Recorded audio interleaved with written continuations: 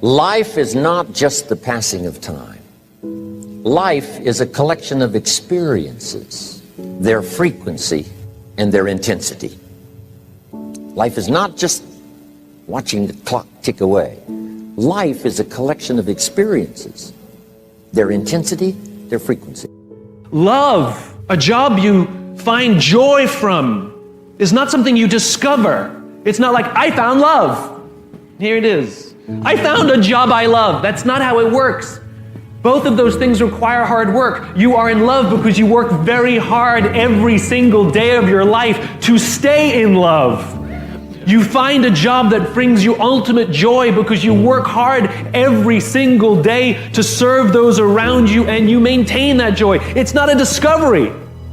But the problem is this sense of impatience. It's as if an entire generation is standing at the foot of a mountain. They know exactly what they want. They can see the summit. What they can't see is the mountain. This large, immovable object. Life, career fulfillment, relationships are journeys. The problem is, this entire generation has an institutionalized sense of impatience. And do they have the patience to go on the journey to maintain love, to feel fulfilled? Or do they just quit and on to the next, dump and on to the next, ghost and on to the next? God didn't bring you in this world to be average. God didn't bring you in this world to wake up and die one day and just be another person that lived and died and didn't do anything significant in this world. You're still alive. So therefore, God is not done with you. You're still here. God has a plan for your life. God has things in mind for you beyond anything you could ever imagine. But you know what I discovered? When you're working at your dream, somebody said the harder the battle, the sweeter the victory. Oh, it's sweet to you. It's good to you. Why? See, when it's hard and there's a struggle, see, what you become in the process is more important than the dream. That's far more important. The kind of person you become, the character that you build, the courage that you develop, the faith that you're manifesting. Oh, it's something that you get up in the morning, you look yourself in the mirror, you're a different kind of person. You walk with a different kind of spirit. And people know that you know what life is, that you have embraced life. You knew it was hard, but you did it hard. Key phrase: self-protection leads to mediocrity. Self-service leads to fortune. Self-investment leads to fortune. Look, if you want to get rich, you want to be really successful. When I say rich, I'm not talking about money. I'm talking about a rich life, freedom, time with family, choices, get to do what you want. You get to move where you want, go where you want, do what you want. My dad died when he was 52 years old. My dad worked his whole life to provide for 5 kids and his wife, and he did his job, and then he died. That's not the program I want to get on. Is that the program you want to be on? My dad died, he bought his dream house 9 months before he died. He leaves 2 10-year-old boys, one of me. I'm a twin. 2 10-year-old boys, never got to enjoy us. I never got to enjoy him. Why? Because he worked so hard with no concept of freedom. He had a good job, he made some money, but he is basically imprisoned in his thinking that work is hard. It's a bigger dream waiting for you, just waiting for you to step into it. To step into it. Your life is big. Your life is huge. And we spend so much time wanting to be in somebody else's life. And you don't get honored, you don't get revered, you don't get celebrating wanting what somebody else has, because that which created you, divine intelligence that dreamed you from before your ancestors ever knew they would become your ancestors, that which dreamed the seed of you, wants you to know how special, how wondrous, how mysterious, how complex, how glorious, how phenomenal you are. And you get no credit messing in somebody else's territory or trying to have power over something you have no control. Another one of my favorite teachings is The Wizard of Oz. When the Wicked Witch of the West says, go away from here because you don't have any power here, you have no power in any territory other than your own. Oh, but you are the master of that. You get to be the master of your own fate. You get to be the captain of your own soul. And if you just manage that, if you just took care of your territory, oh, the glorious, glorious, glorious, wondrous, wondrous opportunities and possibilities that are waiting for you. So the question is, what are you resisting? What are you pushing against? What are you not allowing? What are you blocking because you have this idea of who and what you're supposed to be, instead of leaning into the dream that's already been created and waiting for you. It's waiting for you. And the second, it's an instant thing. It's a shift in the way you see yourself and the power from which you have come. Achieve greatness in little things. Take on difficulties while they are still easy. Do great things while they are still small. The sage does not attempt anything very big and thus achieves greatness.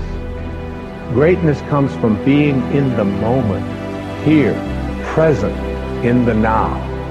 The sage confronts difficulties but never experiences them. This is the idea of thinking small. And finally, I'd like to see you change from this thought. Change from seeing yourself as separate to seeing yourself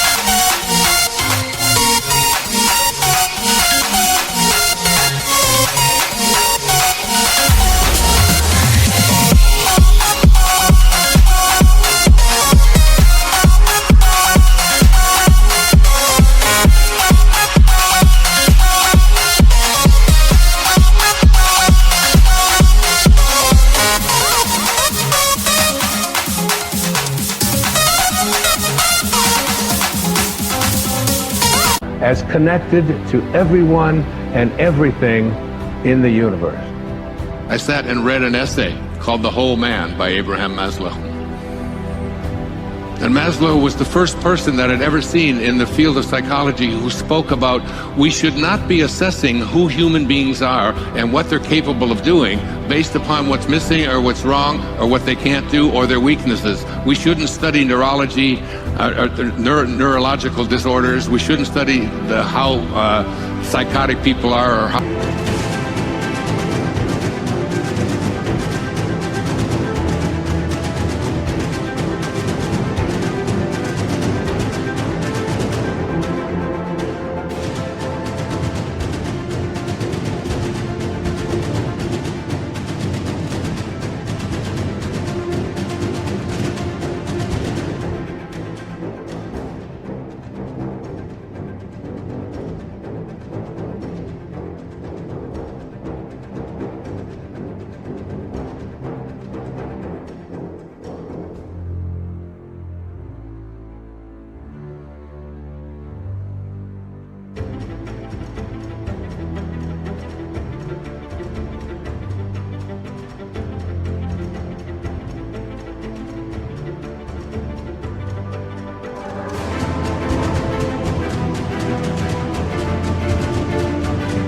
neurotic they are, we should look at the greatest achievers who've ever walked among us, know that they all came from the same intelligence, and recognize and help people to find that within themselves.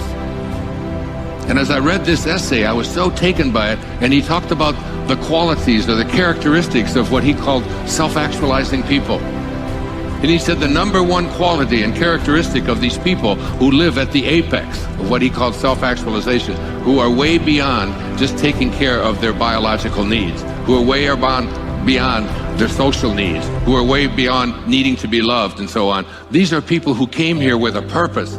These are people who have a dharma. These are people who won't let anyone else determine what it is they're going to be. He said their number one quality of these people is that they are independent of the good opinion of other people. They listen to an inner voice. Yes, our physical body is what it is, but we can make choices about it. Yes, our spiritual body, our purpose, our dharma, what we're here for, it's also doomed, but we make choices. What are the choices? You came here to be a great artist. I did a whole film on this. It's called The Shift. And this whole idea is that you came here to be a great artist. Do you pick up a paintbrush? Do you do what Van Gogh did? You just go out there and paint because it's in your soul? Because the second characteristic of self-actualizing people, according to Maslow, is that they are detached from outcome. They don't do what they do because of what result is going to come to them, because of how much money they're going to make, how much prestige they're going to get, how big their business is going to grow. That is not what motivates self-actualized people.